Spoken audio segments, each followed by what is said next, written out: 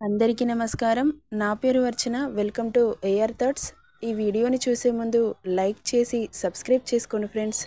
ఇక స్టోరీలోకి వెళ్తే ఈరోజు కథ నా గుండె చప్పుడు నువ్వే పార్ట్ 189. హర్ష అంజలిని రొమాంటిక్గా చూస్తూ ఆమె చెవి దగ్గరికి వచ్చి ఆర్ యూ రెడీ అంటాడు. ఏం చెప్పాలో అర్థం కాక ఆమె కళ్ళు కిందకి దించి అటువైపు తిరుగుతుంది. చెప్పు బేబీ. ఓకే, మౌనం అంగీకారం అనుకోవచ్చా అంటున్నా ఏం మాట్లాడలేదు అంజలి. బేబీ అంటాడు గోముగా. అతడి రియాక్షన్కి షాక్ అయ్యి కళ్ళు చిన్నవి చేసి చూసి ఏంటి అని కళ్ళెగరేస్తుంది. ఐ వాంట్ హార్డ్ ఇంటిమసీ అనగానే కళ్ళు పత్తికాయలవుతాయి అంజలికి. ప్లీజ్ బేబీ అంటున్న అతడి మాటలకి తను గోముగా అడిగాడు అంటే ఖచ్చితంగా నాకు మూడింది అని అర్థం అని మనసులో అనుకుంటూ సిగ్గు ప్లేస్లో భయం చేరుతుంది అంజలికి. చెప్పు, ఎస్ ఆర్ నో అనగానే అతను నా కోసం చాలా చేశాడు, తన కోసం ఈ మాత్రం కూడా ఓర్చుకోలేనా అని అనిపించి అంటుంది. ఆ మాటకి చిన్నగా నవ్వి థ్యాంక్ యూ అని చెప్పి ఆమెని అమాంతం లిఫ్ట్ చేసి బెడ్ మీదకి చేర్చగానే భయంతో అక్కడి నుండి దిగుతుండగా ఆమె చీర చెంగుని పట్టుకొని లాగుతాడు. ఒక్కసారిగా వచ్చి బెడ్ మీద వితౌట్ చీరలో పడిపోతుంది. అలా పడగానే టెన్షన్తో చిరుచెమటలు పడుతున్నాయి అంజలికి. ఆమెను చూసి చిన్నగా ఐవింగ్ చేసి పక్కన థ్రెడ్ పట్టుకొని లాగుతాడు.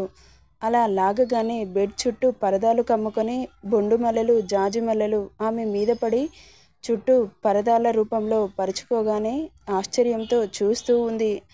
ఆ పూలను చూసి చాలా ఎగ్జైటింగ్గా ఫీల్ అవుతూ ఉంటుంది. చుట్టూ చూస్తున్న అంజలికి తెల్లటి పువ్వులు, వాటి వెనక తెల్లటి పరదాలు కమ్ముకొని ఆ రూమ్ అంతా మల్లెపూల సువాసన ముక్కుపుటాలని తాకగానే మత్తుగా అనిపించి ఏదో లోకంలోకి తీసుకెళ్తుంది. హర్ష ఆ పూల సుగంధ పరిమళాన్ని గుండె నిండా పీల్చుకొని మత్తుగా ఆమె మీదకి చేరి గోల్డెన్ హోల్ మీద పడిన మల్లెపూలు అతడిని ఇంకా టెంప్ట్ చేస్తుంటే ఆమె బొడ్డు మీద ఉన్న పువ్వుని అతడి పెదవులతో తీయగానే అంజలికి ఒళ్ళు జల్లుమంటుంది.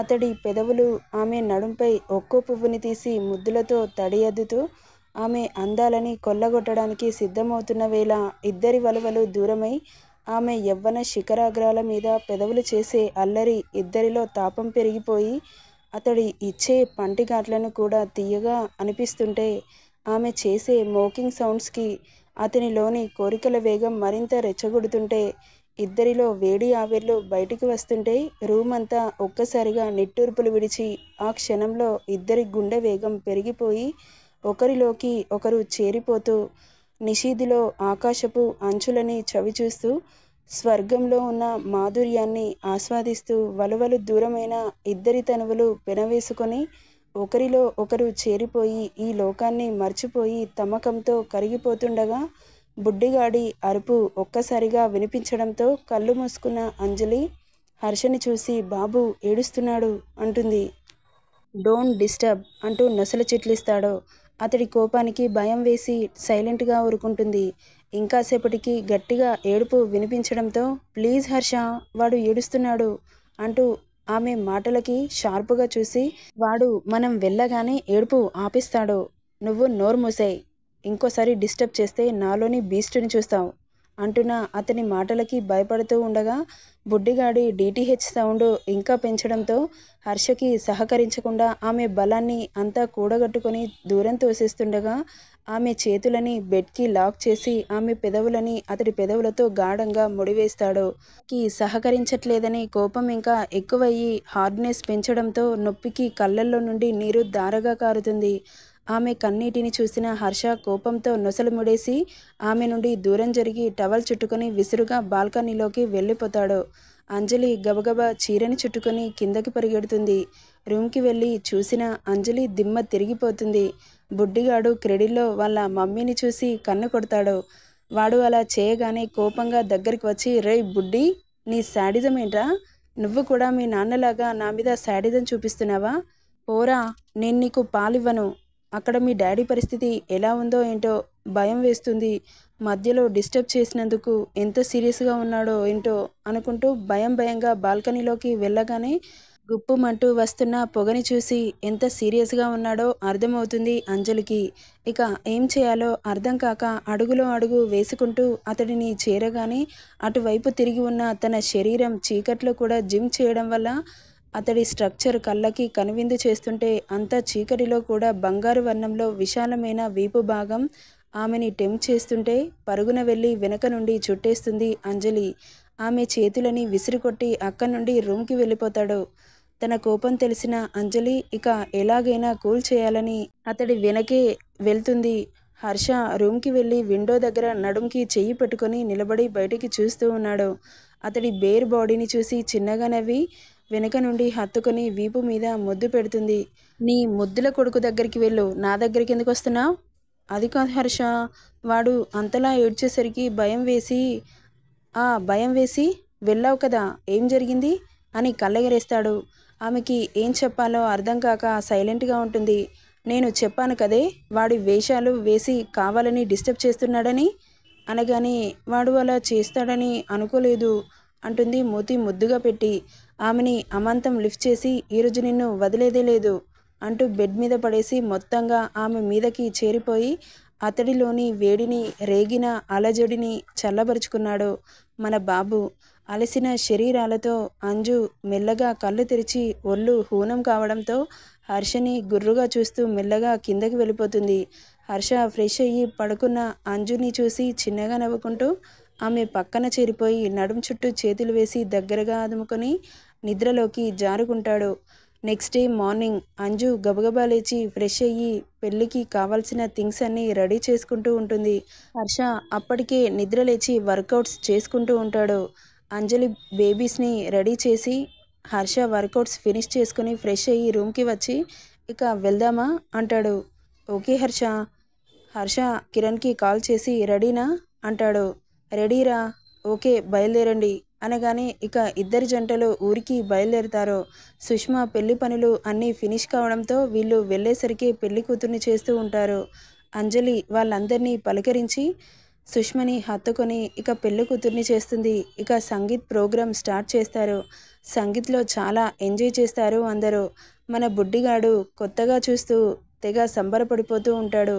మమ్మీ, నాకు కూడా డ్యాన్స్ వేయాలని ఉందే అనగానే, రే బుడ్డి, నువ్వు ఇప్పుడే డ్యాన్స్ వేసావనుకో నిన్ను చూసి పరేషాన్ అవుతారా, నువ్వు కాస్త దూకుడు తగ్గించుకొని చూస్తూ ఉండు అంటుంది.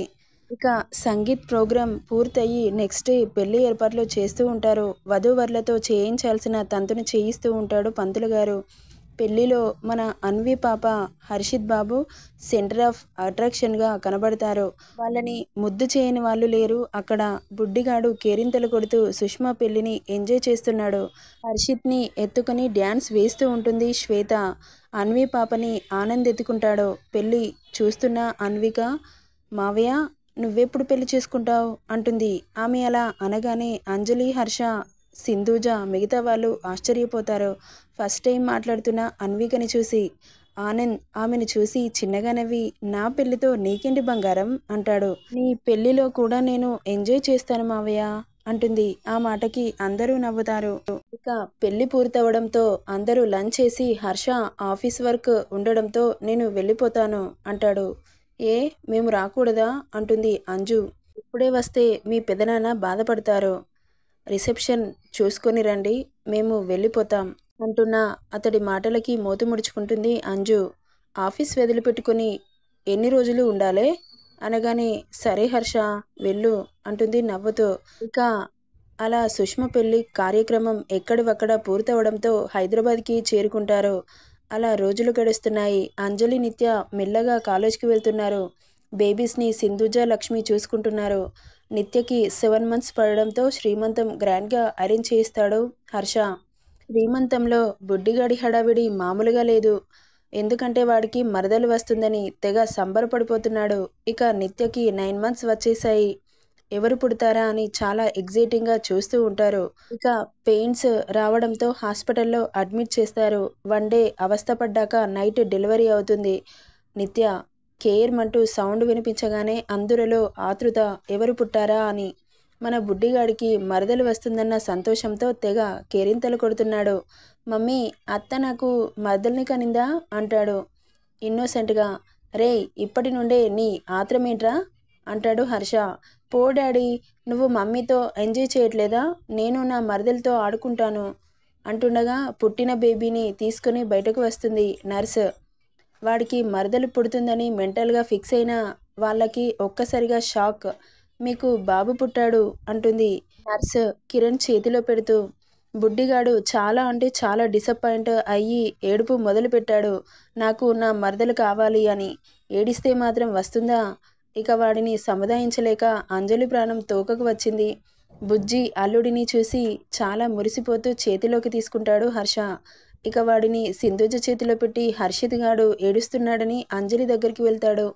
నెక్స్ట్ ఏం జరుగుతుందో నెక్స్ట్ పార్ట్లో చూద్దాం. ఈ స్టోరీ ఎలా ఉందో కామెంట్ చేయండి friends. Thank you for listening.